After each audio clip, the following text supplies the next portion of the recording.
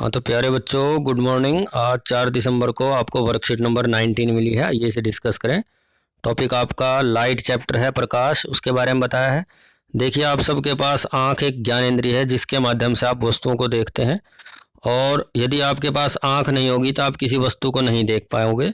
लेकिन मान लीजिए आपके पास आँख है, लेकिन अंधेरे में आपको कोई कहे कि इस वस्तु को देखो तो शायद आप तब भी नहीं देख पाओगे। तो इससे ये बात क्लियर हुई कि जब किसी वस्तु पर प्रकाश पड़ता है तो वह प्रकाश उस वस्तु से टकराकर वापिस हमारी आँख में आता है, तभी हमें वस्तु दिखाई देती है।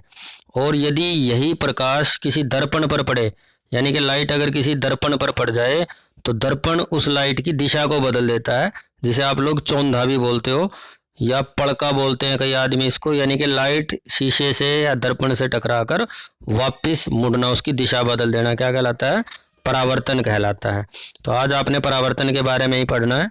लेकिन उससे पहले एक एक्टिविटी बताई गई है। उस एक्टिविटी में ये बताया है कि मान लीजिए आपको एक कागज़ की शीट दी जाती है, सफ़ेद कागज़ की आपने शीट ली और उसे एक टेबल के ऊपर आपने लगा दिया, और फिर एक कंघा अपने हाथ में लेके उस पर एक काला कागज़ लपेट लिया। फिर आपने उसके ऊपर बैटरी की लाइट डाली, तो आप देखोगे कि उसका कुछ प्रतिबिंब आपको दीवार पर या सफ़ेद कागज़ पर दिखाई देगा। लेकिन अगर आपने वही बैटरी की लाइट एक शीशे पर मारी, तब आप क्या देखोगे? तब आपको ये वाला चित्र जो दिख रहा है, शीशे पर जो ही लाइट जाएगी तो शीशा उसकी दिशा बदल देगा। तो लाइट का किसी चमकदार सतह से टकराकर वापस मुड़ जाना या प्रकाश की दिशा बदल जाना ही परावर्तन कहलाता है। और ये आपका एक क्वेश्चन भी है नीचे। अब इसको आप ध्यान से समझिए, परावर्तन के कुछ नियम भी हैं।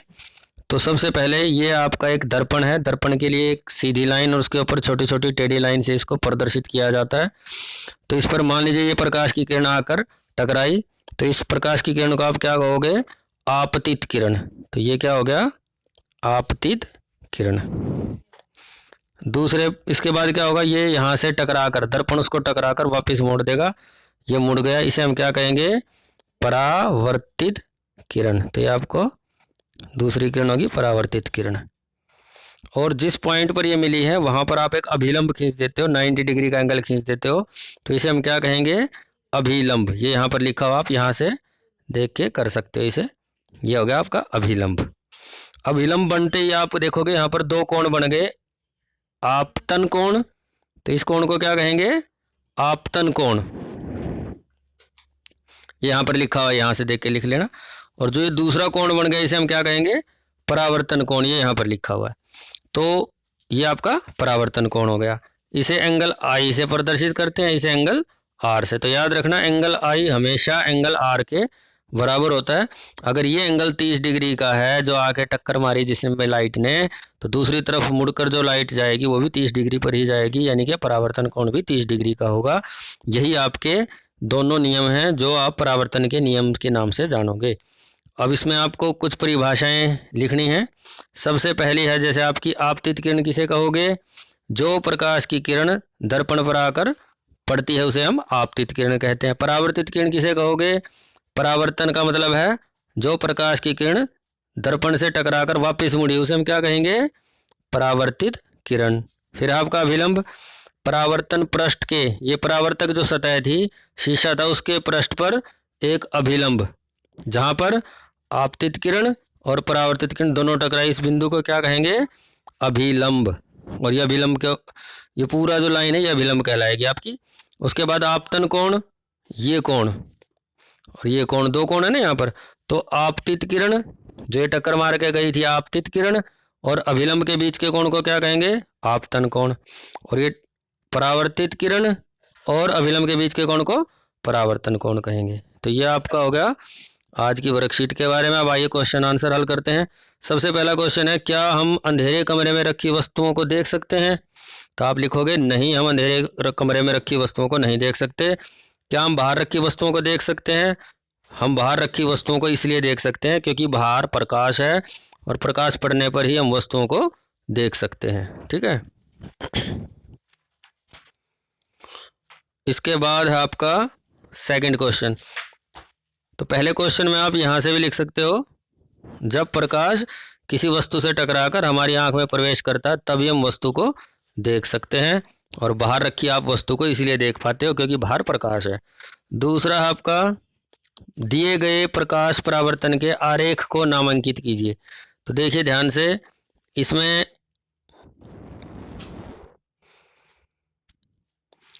ये है आपका। तो सबसे पहले इसको मैं नंबर 1 नाम रख देता हूँ ताकि आपको कोई दिक्कत ना हो। ये नंबर 1 है जो लाइट यहाँ पर टक्कर मार के आई है। ये नंबर 2 है जो यहाँ पर कोण बना, ये टक्कर मार के जो गई, ये 3 नंबर है। और ये कोण जो यहाँ पर बना हुआ है ये 4 नंबर है।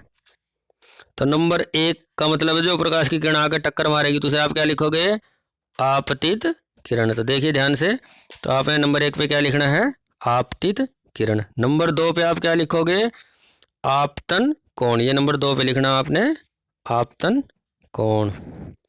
नंबर 3 पे आप क्या लिखोगे, परावर्तित किरण। ये नंबर 3 है आपका।